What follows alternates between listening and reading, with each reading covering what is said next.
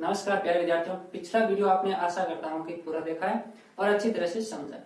यदि आपने अच्छी तरह से समझ लिया है तब आपको आगे भी कुछ इसमें समझ में आएगा। यानी आप देख रहे हैं दूसरे प्रश्न के अंदर, यदि एक मीनार के पाद बिंदु से यानी कि जो निम्न बिंदु होता है, जैसे कोई मीनार है, ऊपर का शीर्ष बिंदु और नीचे का पाद बिंदु, यानी इस तरह से कोई भी मीनार है तो ऊपर को शीर्ष कहेंगे और नीचे के बिंदु को हम पाद बिंदु कहेंगे, जो कि सबसे निम्न होगा और धरातल पर होगा। और इस बिंदु से 100 मीटर की दूरी से, यानी ये जो बिंदु यहाँ पर कोई मीनार है उससे ऐसे मान लेते हैं 100 मीटर की दूरी पर, और कोई उसके शिखर का उन्नयन कोण, जो भी 100 मीटर की दूरी पर बिंदु है उसका शिखर से उन्नयन कोण कितना है, शिखर की ओर वो है 60 डिग्री। तो मीनार की ऊंचाई आपको ज्ञात करना है। तो हम देख रहे हैं कि यहाँ पर ये कोई एक मीनार है और इस मीनार की जो लंबाई है इसको यहाँ पर कहा है कि आप ज्ञात कीजिए मीनार की ऊंचाई। तो ये मान लेते हैं कि ये है h और मीनार का कोई नाम दे देते हैं, जैसे मीनार है AB। तो ये AB नाम की कोई एक मीनार है और इस मीनार की ऊंचाई को हमने मान लिया h। तो क्या लिखेंगे हल में, माना मीनार AB की ऊंचाई बराबर क्या है h इकाई, और इसमें आप जो इसका पाद बिंदु है यानी कि B बिंदु क्या होगा, पाद बिंदु होगा यहां से 100 मीटर की दूरी से, यानी यहां से 100 मीटर दूर कोई एक बिंदु है, इस तरह से मान लेते हैं ये है 100 मीटर, और यहां पर कोई बिंदु है जिसको हम कह देते हैं C, और इसमें C बिंदु से इसके शिखर का उन्नयन कोण यानी कि A तक जो उन्नयन कोण होगा, शब्द को समझें कि मीनार का जो शिखर है, शिखर का उन्नयन कोण किससे, इसके पाद बिंदु से 100 मीटर की दूरी से, यानी इसके बिंदु यानी कि C बिंदु से ये कोण है थीटा, इसको आपको दे रखा है 60 डिग्री उन्नयन कोण, यानी ऊपर की ओर। फिर देखिए यहाँ पर अब आपको चित्र से स्पष्ट हो रहा है, आपको पहले भी बताया कि जब भी आपको एक समकोण त्रिभुज प्राप्त हो जाए तो आप उसमें देखना कि एक तो आपको लंब और एक आधार दोनों में अवश्य मिलेगा। तो ये दोनों जो माप है इन्हीं की सहायता से आप ये h ज्ञात कर सकते हैं, क्योंकि एक थीटा और दो ये माप, इनमें से कोई एक अज्ञात होगा और इन तीनों में से एक आपको ज्ञात करना होगा, यानी कि कोई ना कोई दो आपको दिए जाएंगे और तीसरा आपको ज्ञात करना पड़ेगा। नेक्स्ट देखिए, यहां पर जैसा लिखा है प्रश्न में वैसा आपको लिखना वापस, यानी इसके पाद बिंदु यहां पर देख रहे हैं B, यानी इसके पाद बिंदु B से किसी बिंदु C तक की जो दूरी है वह कितनी दे रखी है 100 मीटर। और फिर आप देखें इसका उन्नयन कोण, इस बिंदु से शिखर का उन्नयन कोण, तो आप लिखेंगे शिखर का उन्नयन कोण, और ये कितना है, ये आप देख रहा है आपको 60 डिग्री। अब इसमें आप देख रहे हैं कि अभी आपको पिछले प्रश्न में भी जो बताया था कि आपको लंब और आधार मिलेगा, तो लंब बटे आधार क्या होता है tan थीटा, तो आपको tan थीटा इसमें भी यूज लेना होगा। तो हम लिखेंगे क्योंकि tan थीटा बराबर क्या होता है लंब बटे आधार। अब उस प्रश्न में क्या था, आपको थीटा ज्ञात करना था, इस प्रश्न में आपको थीटा दे रखा है और इसका लंब ज्ञात करना है। तो क्या करेंगे, इसमें वैल्यूज पुट करेंगे और थीटा की जगह लिख देंगे 60 डिग्री। तो tan 60 डिग्री हो गया बराबर लंब यहाँ पर कितना आपने मान लिया h, और बट्टे में आपको आधार की लंबाई दे रखी है, यानी ये है आपके पास में 100। अब देखिए इसे आप सॉल्व करेंगे तो आपको h का मान मिल जाएगा। कैसे देखें, यानी आपको यहां तक पहुंचना ये सबसे महत्वपूर्ण है इस प्रश्न में कि आपको एक समकोण त्रिभुज चाहिए सबसे पहले, और उस समकोण त्रिभुज में 3 माप आपको पता ना होने चाहिए, जिनमें से 2 तो आपके लिए ज्ञात होंगे और एक आपका अज्ञात होगा, जो कि आपका प्रश्न होगा। अब देखें tan 60 डिग्री क्या होगा, ये होगा √3 और बराबर में क्या है h बटे 100। अब इसे आप सॉल्व कर लीजिए, यानी ये आपको टेबल की सहायता से लिखना होगा। tan 60 की वैल्यू √3। फिर देखें आपको h चाहिए तो 100 जो बटे में है इसको हम क्रॉस गुणा करेंगे तो ये हो जाएगा 100 इंटू √3। और जो दूरी आपको दे रखी है सब कुछ इसमें मीटर में है तो आपका ये वैल्यू जो होगा ये भी क्या होगा मीटर, यानी h बराबर क्या हो गया 100 √3 मीटर। ये आपका आंसर होगा। तो इस तरह से आप इन प्रश्नों को हल कर। अब देखिए आपके पास में जो प्रश्न है उसके अनुसार इसमें देखिए एक मान लेते हैं ये कोई दीवार है और इस दीवार के सहारे इस तरह से एक सीढ़ी है।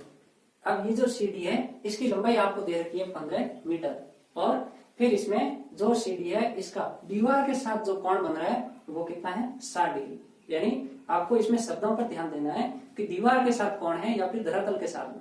धरातल के साथ हो तो यहां से बनेगा, उन्नीन कोण हो तब भी यहाँ बनेगा और वहां पर दीवार के साथ में इसलिए दीवार के साथ ही हम 60 डिग्री कोण पढ़ेंगे। तो इसमें फिर कहा है कि दीवार की ऊंचाई ज्ञात करो, यानी ये दीवार कितनी ऊंची है ताकि 60 डिग्री ढाल पर इस तरह से रखकर यानी दीवार के साथ 60 डिग्री कोण बनाते हुए हम सीढ़ी को रखें तब हम आसानी से इस दीवार के शिखर तक पहुंच सकते हैं।